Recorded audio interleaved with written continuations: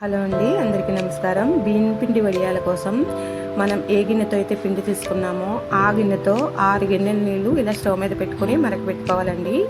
ఈ పిండి ఒక గిన్నె నీళ్ళలో కలుపుకోవాలి. ఇలా మొత్తం 7 గిన్నెల నీళ్ళు అయితే వడియాలకు పడతాయండి. ఇవి నీళ్లు మరిగిన తర్వాత ఇందులో మనం కొద్దిగా జీలకర్ర వేసుకోవాలి. దాంతో పాటుగా కొద్దిగా సగ్గుబియ్యం కూడా వేసుకోవాలండి. సగ్గుబియ్యం నానబెట్టక్కర్లేదు, ఇలా వేసేసుకోవచ్చు.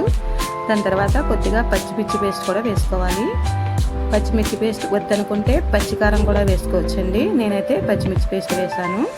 దాని తర్వాత సరిపడా ఉప్పు, రుచికి సరిపడా ఉప్పు అయితే వేసుకోవాలి. ఇవి బాగా మరిగిన తర్వాత ఈ పిండి ఇలా నీళ్ళలో కలిపి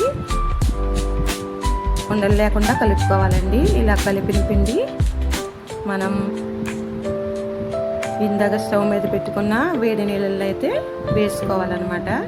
ఇది ఇలా ఉండలు లేకుండా కలుపుకోవాలి. కావాలంటే మనం బియ్యం నానబెట్టుకొని మిక్సీ పట్టుకొని కూడా చేసుకోవచ్చు.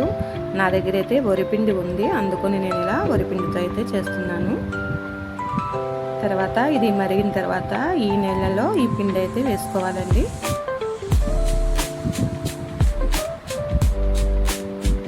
ఇవి బాగా మరగాలి. నీళ్ళు మరిగినప్పుడు ఈ పిండి మనం ఈ మరిగే నీళ్ళలో అయితే వేసుకోవాలి.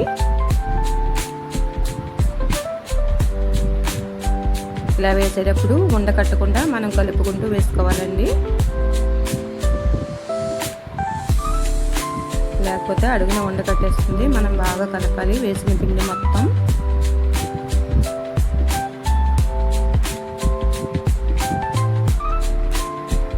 ఇలా కరాచీ రవ్వతో కూడా వడియాలు పెట్టుకోవచ్చండి. నేనైతే బియ్యం పిండితో పెడుతున్నాను. ఇవి ఇలా బాగా ఉడకాలండి. ఎంత బాగా ఉడికితే వడియాలు అనేవి అంత బాగా వస్తాయి.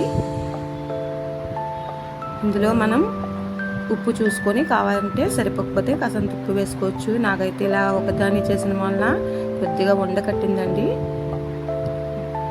ఇది బాగా ఉడికిపోయింది. ఇప్పుడు మనం దీన్ని దింపేసుకొని చల్లారిన తర్వాత 5 నిమిషాలు చల్లారిన తర్వాత ఇలా వడియాలు అనేది పెట్టేసుకోవడమేనండి. మేమైతే ఇలా కింద మంచాలు వేసి బయట అయితే పెడుతున్నాము. ఇవి మనకి ఏ సైజులో కావాల్సి ఆ సైజులో పెట్టుకోవచ్చండి. కొద్దిగా చిన్నగా పెట్టుకుంటే త్వరగా ఆరుతాయి, ఇవి ఎండిపోతాయి త్వరగా. అయితే చిన్న సైజు పెట్టుకుంటేనే బాగుంటాయండి. చూడండి, మేము ప్రతి వేసవిలో ఇలా అన్ని రకాల వడియాలు అయితే పెట్టుకొని డబ్బాల్లో పెట్టుకొని మేము వర్షాకాలం అవి ఇట్లా ఉపయోగించుకుంటాము. ఇవి చిన్నగా సరదాగా పెట్టానండి. బియ్యం పిండితోనే పువ్వు వడియాల కింద పెట్టాను. ఇవి కూడా ఆరిన తర్వాత మీకైతే చూపిస్తాను.